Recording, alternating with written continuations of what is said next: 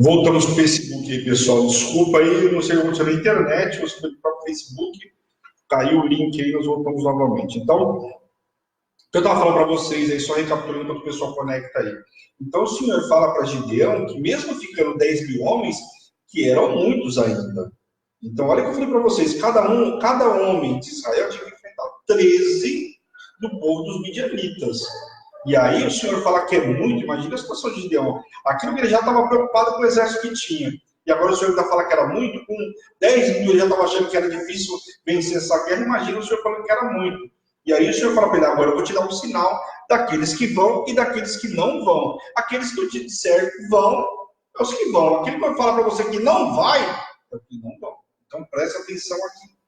E fez Gideão descer os homens às águas. Então o Senhor lhe disse, todo que lamber a água com a língua, como faz o cão, esse porás à parte, como também a todo aquele que se abaixar de joelhos a beber.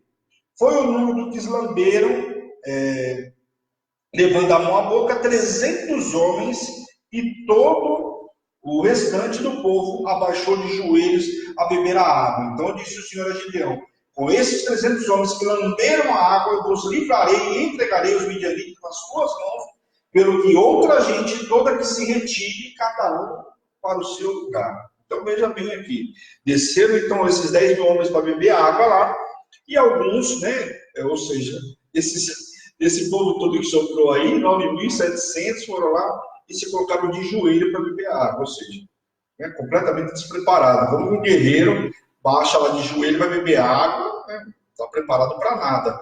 E os outros 300 não. Né? Provavelmente o que se imagina é que eles pegaram com a mão e prestando atenção na guerra, prestando atenção no que o inimigo poderia vir.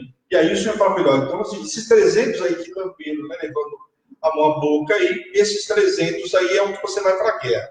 Então veja que Gideão estava com 10 mil homens para ir para a guerra, né? Ou seja, um homem para enfrentar 13. Agora a situação ficou pior, porque agora Gideão tem 300 camaradas para enfrentar uma guerra com quantos?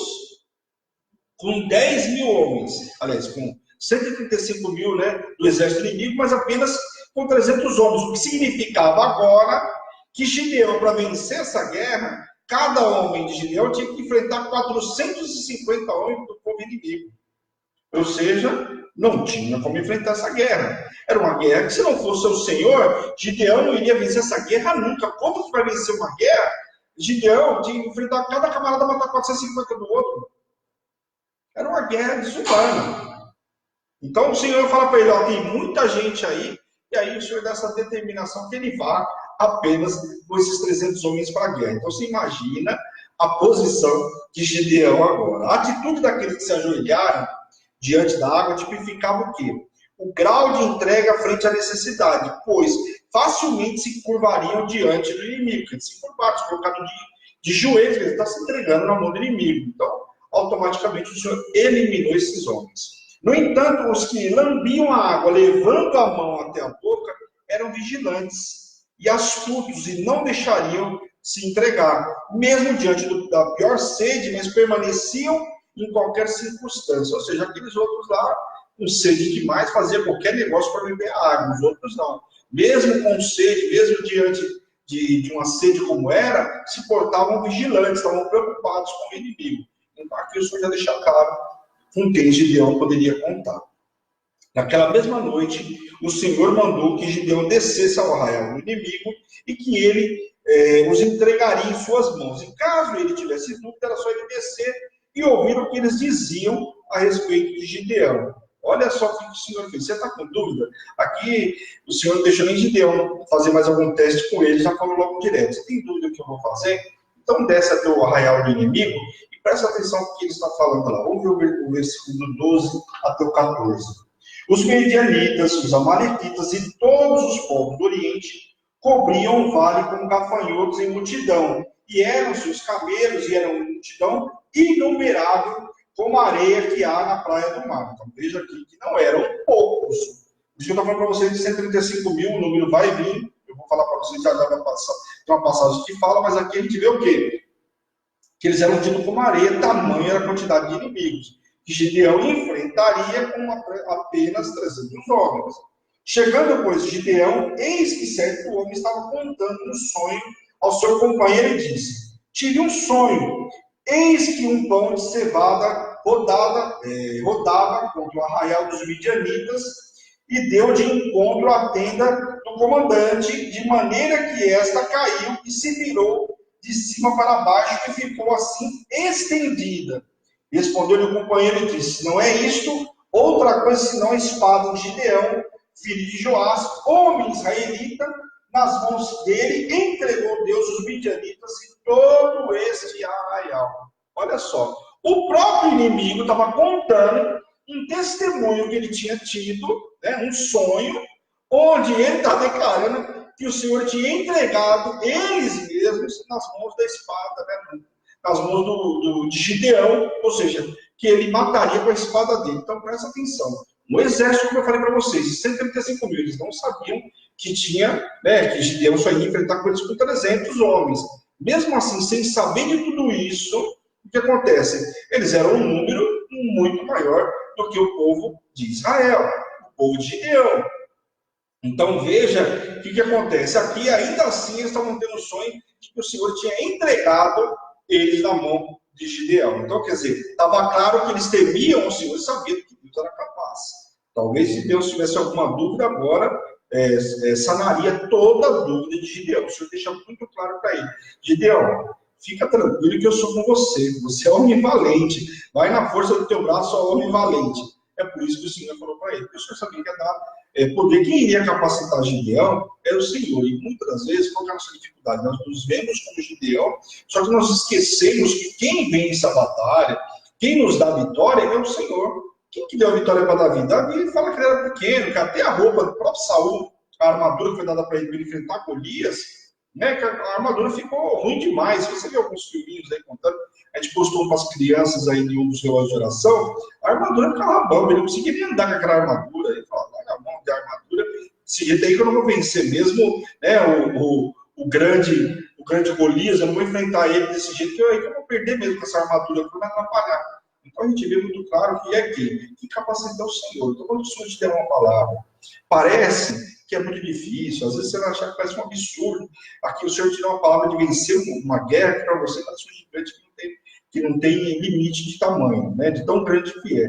Mas saiba de uma coisa: a despeito de como você vai para a guerra, o importante é você ir sabendo que o Senhor vai te dar vitória. Gideão, aqui está tendo a resposta. O Senhor deu uma palavra para ele que vai dar vitória para ele. Então fez ele ouvir o que o inimigo estava falando sobre ele. Era para sanar e para acabar com toda dúvida, né?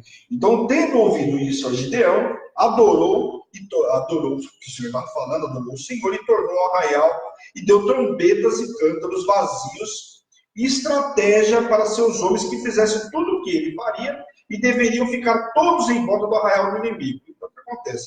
Gideão fala para eles: ó, foi lá, deu, né, os vasos, os cântaros para eles, deu as trombetas para eles e falou: agora eu vou dar uma estratégia para vocês. Quando eu fizer, né, quando eu der o sinal para vocês, vocês vão fazer o que eu vou fazer. Então só preste atenção no que eu vou fazer. Ele já ouviu a história do inimigo. E agora ele vai se posicionar. Vamos ler o versículo 19 a 22. Chegou, pois, Gideão e os seus 100 homens que com ele iam nas imediações do arraial, ao princípio da vigília média, havendo-se pouco tempo antes trocado as guardas e tocaram as trombetas e quebraram os cântaros que traziam nas mãos. Assim tocaram as três companhias de trombetas e despedaçaram os cântaros e seguravam na mão esquerda e as tochas, e na mão direita as trombetas que tocavam, exclamaram: espada pelo Senhor e por Gideão! E permaneceu cada um no seu lugar ao redor do arraial, de todo deitou a correr e a gritar e a fugir. Ao soar das trombetas, o Senhor tornou a espada de um contra o outro, e isto em todo o arraial, que fugiu rumo a Zera, até Bet-sita, até o limite de Abel Meolá, acima de Tabate. Então, o que aconteceu aqui? Gideão pegou 100 homens, pegou outros 100 homens, foram 3 turmas de 100 homens, eles tinham 300 homens para enfrentar essa guerra, e cercaram o arraial ali do inimigo. O que aconteceu? Quando o Gideão deu o sinal, quer dizer, eles quebraram um cântaro, tinha acabado de trocar, o povo estava dormindo, outros ali todo atrapalhado. O que aconteceu? Gideão trocou lá, tocha na mão, viram aquilo lá, falaram, estamos cercados, os caras não sabiam nem onde está. Quando você acorda, não sabe aonde você está, foi exatamente o que aconteceu com o inimigo. Eles não sabiam nem onde eles estavam. Por quê? Quando quebrou aquilo lá, dava a impressão que eles estavam em muito mais volume de gente, quer dizer, um número talvez muito maior, o dobro do que eles que estavam ali os midianitas. Então, o que eles imaginavam? Eles tinham perdido a guerra. E nesse alvoroço, tudo isso, só ver as costas lá de fora, eles completamente cercados, começaram a lutar, não sabia nem para onde estava lutando. O Senhor deu ordem e um começou a ferir, foi justamente o outro. Né? Veja que o inimigo foi eliminando entre eles mesmos. Gideão não precisava nem dos 300 homens para vencer essa guerra. A bem da verdade era essa. Tanto que não precisou apenas uma ordem do Senhor, que aconteceu? Só foi a estratégia. Né? E quando ele quebrou ali, os caras começaram a se atrapalhar, começaram a se matar entre eles mesmos. Então preste atenção como o Senhor deu essa vitória. Soou trombeta, viu-se aquele barulho de trombeta, barulho de vaso quebrando, tocha na mão. Os camaradas começaram a fugir, uns se matando e outros fugindo das mãos de Gideão. Assim fugiram os midianitas, justamente na direção do Jordão, para o deserto. Então Gideão mandou os mensageiros a todas as montanhas de Efraim que impedisse a passagem deles. Então Gideão falou, vai lá para a tribo de Efraim, que estão lá perto das montanhas, dá informação que eles estão fugindo, não permita que eles fujam por lá. Né? Começa a dar sequência aí, porque precisamos eliminar o inimigo por completo. Assim o fizeram, seguiram a sugestão de Gideão e cortaram o caminho e prenderam os dois príncipes dos midianitas, Oreb e Zeeb, e os mataram e levaram suas cabeças até Gideão. Então aqui Gideão, logicamente, conseguiu vencer porque o Senhor deu vitória para ele, e isso foi trazendo também, primeiro, alívio para o povo de Israel que tinha sido assolado, já estava sendo assolado por 7 anos, na mão dos midianitas, quer dizer, essa guerra ia ser colocada no ponto final, pelo menos por agora, né, como a gente sabe que o povo de Israel vai se perverter de novo, mas pelo menos nesse momento, a paz que eles tanto buscavam, depois de 40 anos de paz, né, esqueceram ao Senhor 7 anos de opressão, agora estava tendo um fôlego aí, porque estava eliminando todos os inimigos. Então vamos agora, capítulo 8, deixa eu tomar um pouquinho de água aí. Gideão aplaca os eframitas.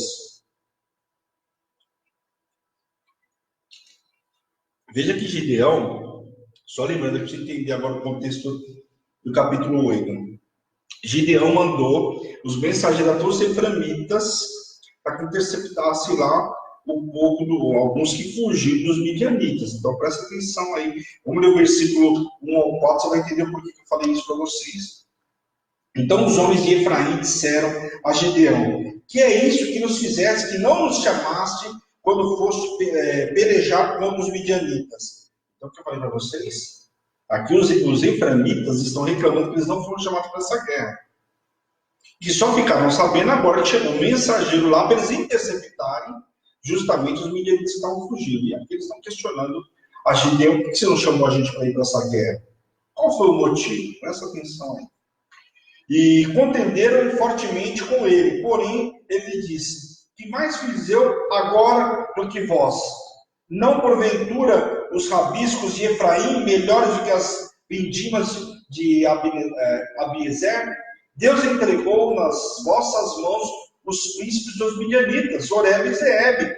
Que pude eu fazer comparado com o que fizesses? Então, com falares essa palavra, abrandou-lhes a ira para com ele. Aqui Gideão foi sábio, né? Então, por que vocês estão tão bravos comigo? Fiz eu mais do que vocês? Vocês mataram justamente os 2 reis aí. E aí ele apazigua, coloca um pouco de água morna nessa confusão toda. Panos quentes aí, vamos dizer assim. Um ditado mundano. Então, colocou panos quentes na conversa. Falou: pera um pouquinho, eu não fiz mais do que vocês mataram os reis. Então, quer dizer, ele elimina aí uma possível confusão, porque os eframitas não foram chamados para essa guerra. E nós vamos ver que tem um motivo porque eles não foram também. Amém? E no versículo 4: vindo Gideão ao Jordão, passou com seus 300 homens que com ele estavam, cansados, mas ainda perseguindo. Então veja que aqui o exército dele permanecia em pé. Os 300 homens estavam ali. Nenhum tinha sofrido nenhuma sequela.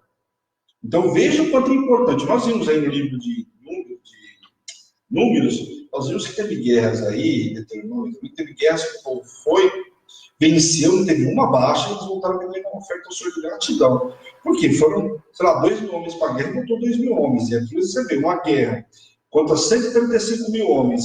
Foram só 300 do povo de Israel. E eles voltam com os mesmos 300.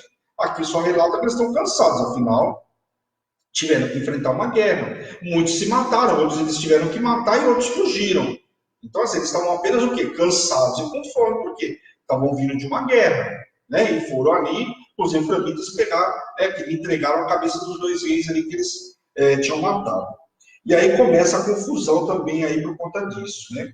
A resposta lisonjeira de Gideão gerou um efeito apaziguador naqueles indivíduos, pois o motivo da reclamação era de não terem sido convocados, ou seja, tardiamente para a peleja, só quando os homens estavam fugindo aí. Então, ele aqui conseguiu botar panos quentes aí, como eu disse para vocês. Na sequência, Gideão chega em Sucote, localizava-se ao leste do Jordão, perto do rio Jaboque. Ele pede que dessem pães aos seus homens, pois iriam ao encalço dos reis midianitas, Zeba e Salmuna, outros reis aí midianitas que eles estavam indo perseguir. E aí o que acontece? Gideão pede para que dê comida para os seus homens, dê pão para eles, afinal eles estavam cansados, como eu acabei de ler para vocês. Vamos ler o versículo 6 e 7 aí. Porém, os príncipes de Sucote disseram: porventura tens já sob o teu poder o punho de Zeba e de Salmura, para que lhe demos pão para o teu exército? Então disse Gideão: por isso, quando o Senhor entregar nas minhas mãos Zeba e a Salmuna, trilharei a vossa carne e com os espinhos do deserto e com os abrolhos. Então Gideão é muito bravo, por quê? Os camaradas falam: por que eu vou te dar pão, vou te dar comida para o seu exército? Você ainda nem matou o que você está dizendo que vai fazer. Você nem matou esses 2 reis. Você veio aqui e pediu comida porque você está perseguindo 2 camaradas. Você ainda nem fez nada para esses 2 camaradas, para esses 2 reis. Por que você está pedindo comida para mim? É que eles negam ajuda para o povo de Deus. Presta atenção. Gideão subiu então até Penuel e fez igual a Sucote. E também lhe foram negados. Mas ele deixou bem claro que quando ele voltasse em paz, derribaria a torre, porque eles estavam com a torre lá, né, se vangloriando, e não quiseram ajudar a Gideão, seus 300 homens não quiseram alimentar. Estavam os fugitivos, então, em Carcor, com seu exército de 15.000 homens, dos que tinham sobrado. Então, aqui, veja que eles foram para outra cidade, dos 135.000, sobraram somente 15.000 homens, ainda assim, para 300 homens que tinha Gideão, uma guerra ainda difícil. E assim Gideão subiu, ele os pegou descuidados e os matou. Total dos que morreram foi 135.000 homens. Então veja que Gideão eliminou os midianitas, matou 135.000 homens. Ou seja, daqueles todos que morreram, então possivelmente naquele momento lá daquela guerra lá, que se mataram um ou outro, matou, foi muita gente. Só para você ver o número como é grande da vitória que o Senhor deu. Os que se mataram entre eles lá foram um número exorbitante. O que o povo de Gideão matou ali também foi um número ainda grande. E mesmo assim, você viu, sobrou só 15.000 e esses 15.000 foram eliminados aí. Então, vamos ler o versículo 13 a 17 aqui, que agora Gideão venceu e tem o retorno aí, como ele prometeu fazer algumas coisas aí. Vamos ler o versículo 13 ao 17. Voltando, pois, Gideão, filho de Joás, da peleja, pela subida de Eres, deteve um moço de Sucote e lhe fez pergunta. O moço deu por escrito o nome dos príncipes e anciões de Sucote, 77 homens. Ele está perguntando: me dá o nome dos camaradas lá, porque eu passei lá e eles não me deram comida. Presta atenção. Então veio Gideão, os homens de Sucote, e disse: vedes aqui Zeba e Salmuna, a respeito dos quais botejastes de mim, dizendo: porventura tens tu sobre o teu poder o punho de Zeba e de Salmuna, para que nos demos pão aos teus homens? E tomou os anciões da cidade, espinhos do deserto e abrolhos, e com eles deu severa lição aos homens de Sucote. Derrubou a torre de Penuel e matou os homens da cidade. Depois disse a Zeba e a Salmuna: que homens eram aqueles que matassem em Tabor? Responderam: como tu és, assim eram eles, cada um se assemelha ao filho de um rei. Então, os líderes aqui, o que acontece? Ele foi lá e se limpou do que ele tinha prometido. Os líderes da cidade não necessariamente eram velhos, mas com a tortura a qual foram punidos, porque ali pegou os abusos, pegou espinho, torturou eles ali, salienta a gravidade da traição que eles tinham feito pela falta de fé no poder de Deus. Quer dizer, não poderiam ter faltado com a fé. Gideão já tinha explicado que era Deus que tinha dado a vitória. Eles estavam matando aqueles que eram os opressores dele, e aí o camarada fala que não vai dar comida, porque quem é você? Você nem chegou aqui com a vitória ainda. Então preste atenção, Gideão o puniu severamente. E seu retorno triunfante ainda vinga a morte de seus irmãos, e depois mata a Zeba e a Salmão. Depois aí no título da minha Bíblia está Gideão recusa governar e faz uma estola sacerdotal e morre. Vamos ver aí. Depois da vitória de Gideão, os homens de Israel pediram que Gideão dominasse sobre eles, como um rei, assim como seus filhos, pois tinham vencido os midianitas. Então, ali, né, Gideão, falado muitas vezes de Jerubaal, aí tinha vencido os midianitas, então o povo quis colocar ele como um rei. Afinal, ele tinha dado vitória, não era qualquer um. Então, quiseram colocar ele como rei, por ele ter vencido essa guerra, né? Depois da vitória, então, eles pediram para que ele dominasse e ele não quis. Gideão recusou e disse que não seria rei, tampouco os seus filhos. E afirmou que o Senhor os dominaria. Deixa que o Senhor domine aí, eu não vou ser rei, nem muito menos vou autorizar que os meus filhos sejam. Na sequência, ele afirma que queria apenas que cada um desse uma argola de ouro para eles, pois eram ismaelitas. Por que ele pediu isso para que dessem ouro? Porque os ismaelitas dessem ouro era um termo usado popularmente para se referir a qualquer grupo nômade envolvido com o intercâmbio de mercadorias. Então, sabia que eles negociavam mercadorias e coisa e tal, então pede, não dá só as argolas de ouro, isso me interessa. Eu não quero ser rei, não quero ser nada, não quero ser um juiz, não quero ser colocado como nada, mas eu quero que você me traga, né, essas histórias. Então, ele não quis ser colocado como rei, como eram os outros governos, né? Ou seja, os outros povos, porque até então, ainda não tinha se constituído o rei de Israel, então o povo queria colocar ele como rei, ele não quis, ele era apenas um juiz, como os demais antes dele, como Débora, como Jefité, como todos eles. Amém? Deus chamou a Gideão e isto o constituiu como um vencedor. Afinal, tinha vencido aí 135 mil homens, mas ele não entendeu o momento e não mergulhou na profundidade do seu chamado. Em vez disso, preferiu vestir uma estola sacerdotal e fez uma réplica de ouro, trazendo corrupção para o povo que o adorou. Vamos ver aqui no versículo 28 a 31 o que acontece aí. E assim foram abatidos os midianitas diante dos filhos de Israel e nunca mais se levantaram a cabeça. Ficou a terra em paz durante 40 anos nos dias de Gideão. Então passaram 7 anos de opressão, já tinha passado 40 anos de paz, 7 anos de opressão e agora estavam 40 anos tranquilos, né? Gideão não quis assumir nenhum compromisso ali, mas passaram o povo 40 anos porque Gideão, né, com o seu exército de 300 homens, eliminaram todos os midianitas e tiveram então 40 anos de paz. Retirou-se Jerubaal, né, que é Gideão, dos filhos de Joás, habitou em sua casa. Teve Gideão 70 filhos, todos provindo dele, porque tinha muitas mulheres. E a sua concubina, que estava em Siquém, lhe deu também à luz a um filho, e lhe pôs por nome Abimeleque. Então, aqui o que acontece? Ele teve aí várias mulheres, tem mais de uma mulher, né? Teve 70 filhos com uma mulher, com as mulheres do povo. E de Siquém, ele teve um com a concubina. Então, com as mulheres dele, ou com mais, não sei lá se foi mais de uma mulher, enfim. Mas com a concubina, ele teve um filho que foi dado o nome para Abimeleque. Os outros, os 70, que não falam o nome deles aqui. Amém? Faleceu Gideão, o filho de Joás, em boa velhice, e foi sepultado no sepulcro de Joás, seu pai, em Ofra, o Abizerita. Morto Gideão, tornaram a prostituir-se os filhos de Israel por Balaíns e puseram Baal Berite por Deus.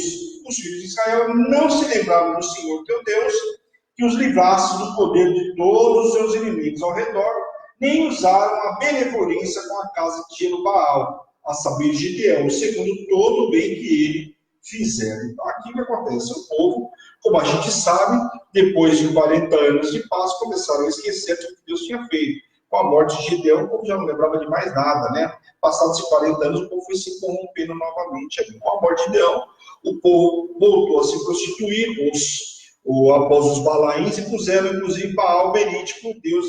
E assim os filhos de Israel não se lembraram de tudo que Gideão havia feito por intermédio, né? Que Deus tinha feito através de irmão por intermédio de Gideão. Baal Berite quer dizer Baal, Deus possuidor de um pacto. Pela falta de posicionamento apostólico de Gideão, agora em sua morte, os filhos de Israel remontaram as deformações que ele tinha permitido em sua vida e voltaram às antigas práticas do pecado e da idolatria. A casa de Baal Berite era um santuário pagão, um claro sinal da contínua apostasia de Israel. Então aqui ele permitiu, não fez nada, o povo voltou a toda essa prostituição, voltou a toda essa situação que eles já estavam no passado. Então, com a morte dele, o povo foi se contaminando novamente.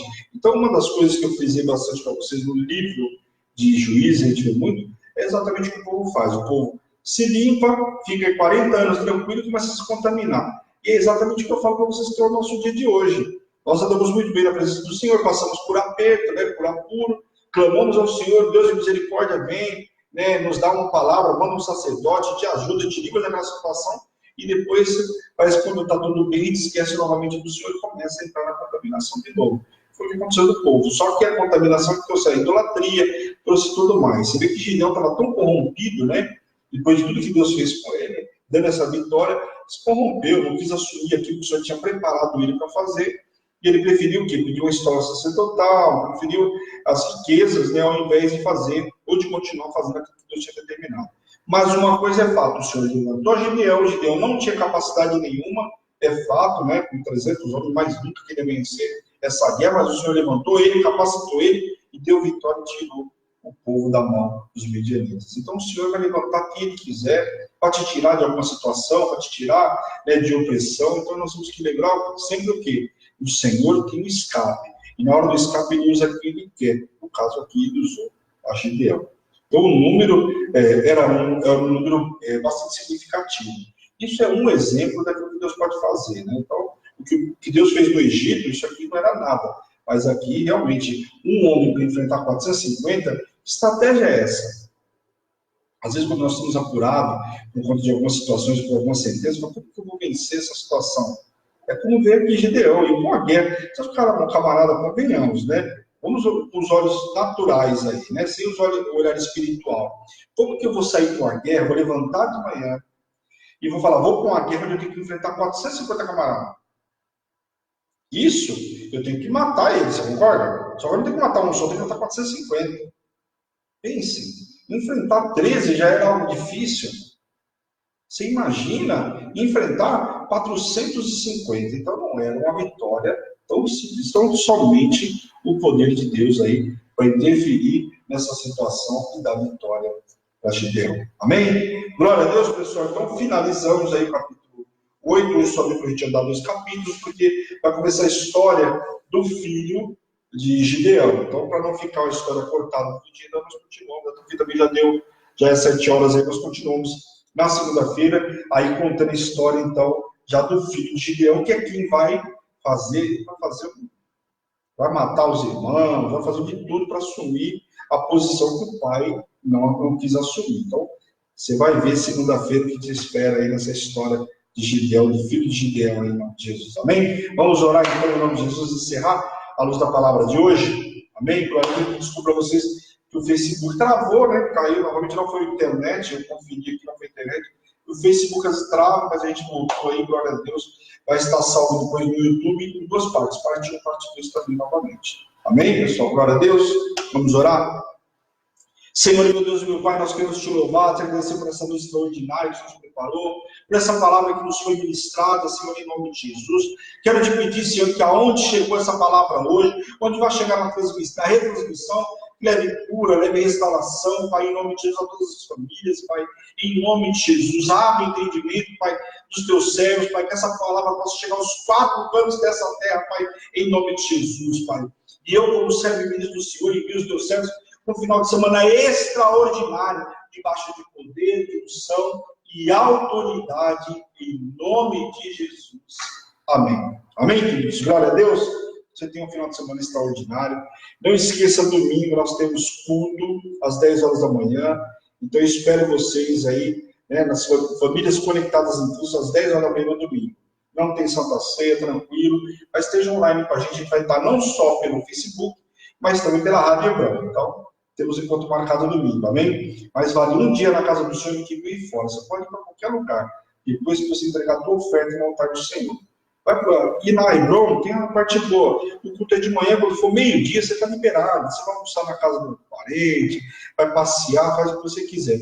Mas domingo, horário marcado, encontro marcado às 10 horas da manhã. Amém? Eu não consegui dar boa noite aos nomes específicos, porque realmente o Facebook me travou e não apareceu.